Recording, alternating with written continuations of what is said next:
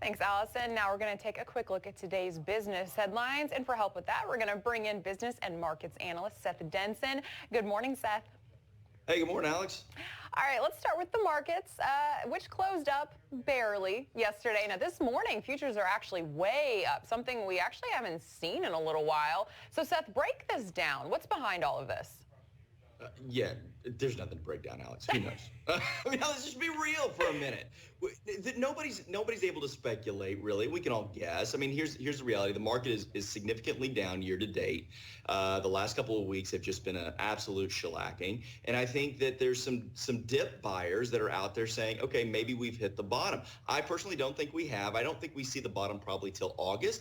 I do think it slows down as we go through the summer months. But again, I would tell anybody, my saying August is my guess. And anybody that tells you different and that they're not guessing is lying. We all don't really know what's going on with the markets right now. We haven't had any major economic news in the last 48 hours that's causing this potential bump this morning. This is dip buyers recognize there's an opportunity to buy stocks. And I've said for a while, Alex, you and I have talked about it. There are stocks on sale right now. So if you can find companies with good business fundamentals, low balance sheets, you may be in a good position to start buying.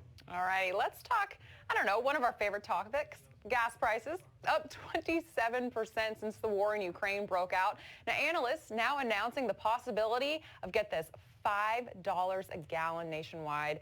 Seth, how much more can consumers handle? And I know we're heading into peak gas price time anyway, right ahead of Memorial Day weekend. Do you think that will be the peak? Well, typically we don't see the peak in gas prices till mid to end of the summertime either. I mean, there's kind of a trend here on the market seeing a dip and going down while the gas prices continue to go up. That's just because of American lifestyle and what's going to be going on as a result of that. So, how much can Americans handle? Well, listen, if it has to come or go there, it has to come from somewhere else. That's the reality of things. It's like squeezing a balloon. I haven't added any more air to the balloon. I'm just moving the air around. And many Americans and consumers are going to have to decide, do we want to spend money on gas and go places, or do we want to spend money on goods and services? So as we start to paint this picture of a possible recession, and I don't like saying that word, but all these things are going to play into it because that's going to cause potentially consumers to spend money elsewhere. That could hurt the economy. Well, how about some positive news? And it's on the baby formula front. Abbott, they've actually reached an agreement with FDA to reopen its baby formula plant to help ease this national shortage.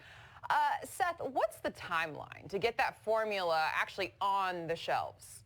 Yeah, so it's approximately a 12-week turnaround from the time the order goes in to the time it gets to the shelf. So we're probably about 12 weeks or a little under 3 months away from us really getting this situation under control, which is a challenge for a lot of Americans. I had someone on my staff the other day that had to take time because they had to drive 3 hours to get a specific formula that their baby needs.